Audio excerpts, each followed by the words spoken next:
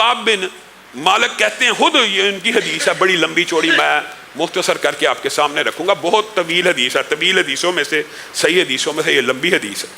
کعب بن مالک کہتے ہیں غزوہ تبوک کے موقع کے اوپر جتنی خوشحالی میرے پر تھی کسی پہ نہ ہوگی۔ دو سواریاں تھیں، دو سواریاں، پھل پکے ہوئے تھے باغوں کے، لدے ہوئے تھے، اور میرا ارادہ غزوہ تبوک میں جانے کا تھا۔ رسول اللہ صلی اللہ علیہ وسلم بنیادی طور پہ جب کسی جنگ میں جانے کا ارادہ کرتے تھے تو بتاتے کسی اور علاقے کا تھے اور جاتے کہیں اور تھے کہ دشمن کو خبر نہ پہنچے۔ اس جنگ میں اعلانیہ بتا دیا کہ جا بھی ہم وہی رہے ہیں اور تیاری بھی سب کرو۔ تو اتنی بڑی تعداد میں صحابہ نے، اور سب کو رسول اللہ نے کہا جو تندرست ہے، صحت مند ہے، استطاعت ہے، سب شامل ہو، یہ فیصلہ کن جنگ ہونے والی ہے۔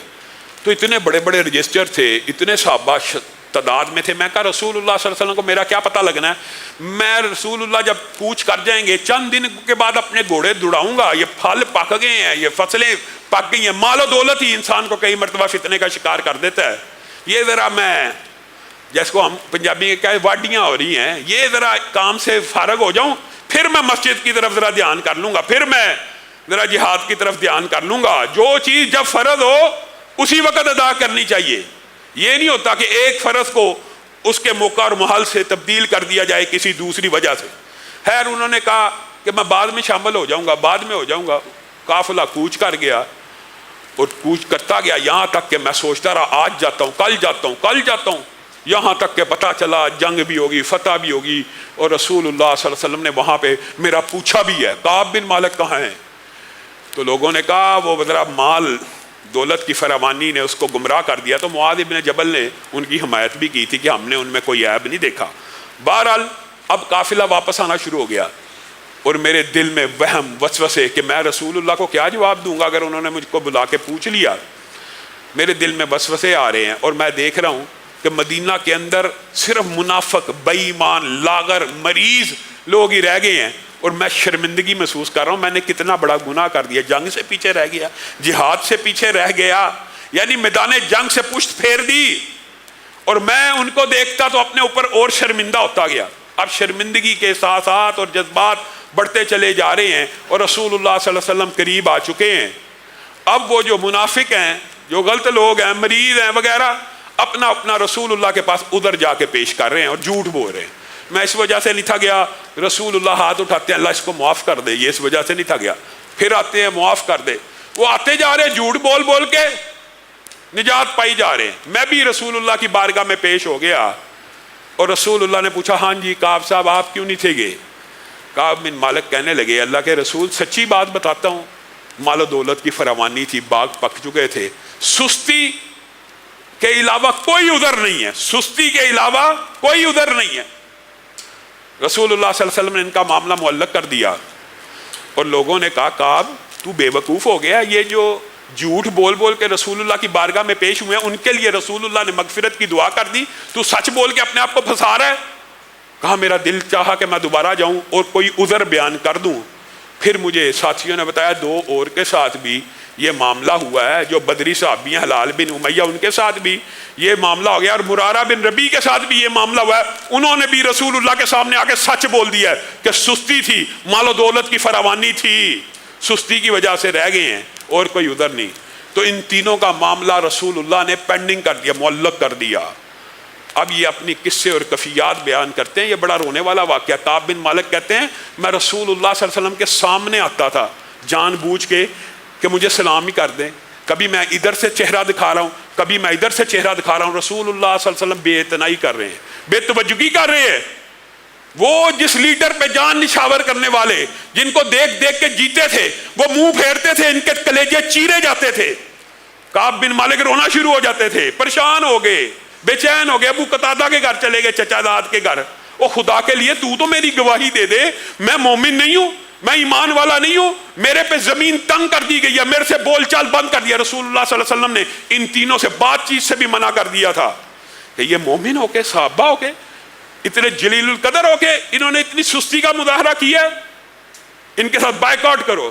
زمین تنگ ہو گئی، ابو قتادہ کے پاس چلے گئے کہ اللہ کے لیے تو ہی سفارش کر دے، تو کہنے لگے اللہ جانتا ہے، رسول اللہ جانتا ہے، تو میرے سے بات نہ کر۔ ابو قتادہ چچا زاد بے چین ہو گئے، پریشان ہو گئے، باہر نکلے، شاہ غسان کا خط آ گیا، سنا آپ کے مالک نے آپ کے سردار نے آپ کے ساتھ بڑا ظلم اور زیادتی کی ہے، آپ کے ساتھ بائیکاٹ کر دیا ہے، آپ ہمارے پاس آ جائیں، آپ کو عزت و اکرام دیا جائے گا۔ کعب بن مالک نے اس خط پہ تھوکا، تھوکنے سے مراد پھاڑ کے پھینک دیا کہ یہ ایک شیطان کا اور فتنہ آ گیا، پہلے پچھلے گناہ معاف نہیں ہو رہے، پھنسا ہوا ہوں، ایک اور آزمائش آ گئی کہ مجھے بادشاہوں کے ہاتھ آنا شروع ہو گئے کہ ہمارے پاس آ جاؤ۔ رسول اللہ صلی اللہ علیہ وسلم کو چھوڑ کے کہا 40ویں دن رسول اللہ صلی اللہ علیہ وسلم کا قاصد آیا، اپنی بیوی سے علیحدہ ہو جاؤ۔ بیوی سے علیحدہ کر دیا گیا، بیوی کے ساتھ بھی تعلق ختم کر دیا گیا۔ حلال کو اللہ رب العزت نے یہ اجازت دی کہ تو بزرگ ہے، تیری بیوی تیری دیکھ بھال کر لے، لیکن تعلق قائم نہیں ہونا۔ خیر بیویوں کو بھی جب علیحدہ کر دیا گیا، کہا زندگی تنگ پڑ گئی ہم تینوں کے لیے، زمین اپنی فراہی اور وسعت کے باوجود ہم پہ تنگ کر دی گئی، ہم آزمائش کا ایسا شکار ہوئے، لیکن ایک امید کی کرن باقی تھی۔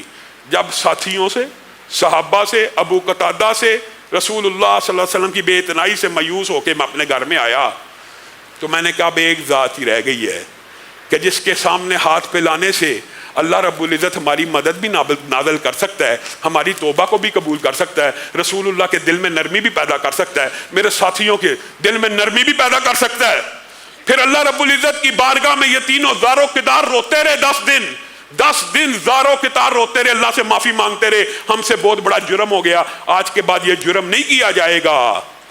50واں دن آ گیا، یعنی 40 کے بعد 10 دن، 50واں دن آ گیا، ایک قاصد دوڑتا ہوا آیا، ٹیلے پہ چڑھا، کعب تیری توبہ کو اللہ نے سن لیا، اچھا جو کپڑے پہنے تھے وہی اتار کے اس کو دیے، نئے کپڑے تیار کر کے پہن کے رسول اللہ صلی اللہ علیہ وسلم کی بارگاہ میں پیش ہوئے۔ طلحہ بن عبید اللہ نے آگے بڑھ کے اہلاً و سہلاً کہا۔ کعب بن مالک کہتے ہیں اللہ کی قسم یہ ایک ایسا احسان ہے طلحہ کا میرے اوپر جو میں مرتے دم تک نہیں بھول سکتا۔ وہ جو سارے صحابہ بیٹھے ہوئے تھے ان میں سے مہاجرین کا آپ کو پتا درجہ زیادہ ہے انصاریوں سے، تو مہاجروں میں سے صرف طلحہ تھا جس نے میرا استقبال کیا، باقی اس وقت تک بھی منہ بنائے بیٹھے تھے۔ رسول اللہ صلی اللہ علیہ وسلم کا چہرہ خوشی سے دمک رہا تھا اور چہرے پہ بشاشت تھی، اور جب رسول اللہ خوش ہوتے تھے تو آپ کا چہرہ اور آپ کے دانت موتیوں کی طرح چمکنا شروع ہو جاتے تھے۔ میں نے اللہ کے رسول سے کہا میری توبہ کی قبولیت کی مجھے خبر مل گئی ہے، کیا آپ نے ہمیں معاف کیا ہے؟ کہا نہیں، آسمان کے رب نے تمہاری برات کی قرآن میں ہمیشہ کے لیے آیتیں نازل کرنی ہیں، وَعَلَى الثَّلَاثَةِ الَّذِينَ خُلِّفُوا، ان تینوں کی توبہ بھی اس کے رب نے قبول کر لی۔ میرے بھائیو کون سا گناہ ایسا باقی رہ گیا ہے جس کی توبہ اللہ رب العزت قبول نہیں کرتا؟ اور آپ حیران رہ جائیں، استغفر اللہ کے حوالے سے بہت سے واقعات ہیں، لیکن ہم نے محدود وقت میں اس کو وائنڈ اپ بھی کرنا ہوتا ہے۔ ایک بات اور بیان کر کے اپنی بات کو ختم کروں گا۔ امام احمد ابن حنبل ایک مرتبہ ایک علاقے میں گئے، اس کی مسجد پہ پہنچے تو مسجد بند ہو چکی تھی، مسجد کے باہر ڈیرا ڈال لیا۔ ایک نان بھائی وہاں سے گزرا، اس نے کہا یہ کوئی بزرگ آدمی بیٹھا ہوا ہے، اس کو ساتھ لے کے اپنے گھر آ گیا۔ امام احمد ابن حنبل کہتے ہیں وہ نان بھائی کو میں نے دیکھا، میری خاطر مدارت اس نے بطور بزرگ، بطور اجنبی، بطور مسافر کی، جو مسلمانوں کے اوپر لازم ہے ایک دوسرے کا احترام کرنا، اکرام کرنا۔ میں دیکھتا ہوں منہ میں کچھ بڑبڑاتا ہے ہر تھوڑی دیر بعد۔ میں نے پوچھا کیا کرتا ہے؟ کہتا میں استغفر اللہ پڑھتا رہتا ہوں، استغفر اللہ استغفر اللہ استغفر اللہ۔ میرے بھائیو استغفر اللہ صرف توبہ کے الفاظ نہیں ہیں، اس کے فضائل و برکات اس قدر زیادہ ہیں کہ آپ حیران رہ جائیں۔ انشاءاللہ کل کچھ اس والے سے گفتگو بھی کریں گے، لیکن یہاں پہ دیکھیں میں منہ میں استغفر اللہ پڑھتا رہتا ہوں۔ کیا کبھی استغفر اللہ کا کوئی نتیجہ بھی دیکھا ہے؟ اے بزرگ تو مسافر ہے، میں تجھے کیا کیا نتیجے بتاؤں۔ میں نے جب سے یہ وظیفہ منہ پہ چڑھایا ہے، چلتے پھرتے زندگی کے اندر جب بھی یہ پڑھ کے رب سے دعا کرتا ہوں وہ دعا قبول ہو جاتی ہے، اسی وقت قبول ہو جاتی ہے۔ اچھا اتنا مجرب ہے، کہا دنیا کے اندر جب سے کوئی دعا کی ہے ایسی ایک دعا بھی نہیں جو قبول نہ ہوئی ہو۔ اچھا ایک دعا رہتی ہے، اب کیوں پڑھتا ہے؟ ایک دعا رہتی ہے، اسی لیے اب پڑھتا رہتا ہوں کہ شاید اللہ وہ بھی قبول کر دے، اور مجھے یقین ہے قبول کر دے گا۔ کیا دعا ہے تیری؟ کہا میری دعا ہے کہ زمین کی پشت کے اوپر حدیث کا سب سے بڑا امام احمد ابن حنبل کبھی اس کا دیدار ہو جائے، کبھی اس سے ملاقات ہو جائے۔ امام احمد ابن حنبل نے کہا اللہ نے مجھے کان پکڑ کے تیرے گھر میں داخل کر دیا ہے، میں ہی امام احمد ابن حنبل ہوں۔ میرے بھائیوں، جس طرح کعب بن مالک نے توبہ کے بعد رسول اللہ کی بارگاہ میں آ کے یہ کہا تھا نا، اللہ کے رسول جس مال نے مجھے بہکایا یہ سارا مال اللہ کی بارگاہ میں قربان کرتا ہوں، اس وقت رسول اللہ نے ان کو منع کر دیا تھا سارا نہیں کرنا، اگرچہ تجھے مال نے بہکایا ہے لیکن سارا پھر بھی نہ کر، کچھ اپنے پاس رکھ لے۔ تو توبہ کا مطلب یہ ہوتا ہے کہ جس وجہ سے گناہ ہوا ہو ان اسباب کے اوپر بھی غور کیا جائے اور ان اسباب کو بھی کاٹا جائے، تھوڑا کیا جائے۔ یہی کعب بن مالک نے آ کے رسول اللہ کو کہا تھا میرا پورا مال اب اسلام کے لیے حاضر ہے، اس مال کی وجہ سے میں پیچھے رہ گیا تھا، تو رسول اللہ نے پورا قبول نہیں تھا کیا، اس کو کٹ شارٹ کرنے کا حکم دیا تھا۔ اللہ رب العزت جو کہا گیا، جو سنا گیا، اس کو سمجھنے کی توفیق عنایت فرمائے۔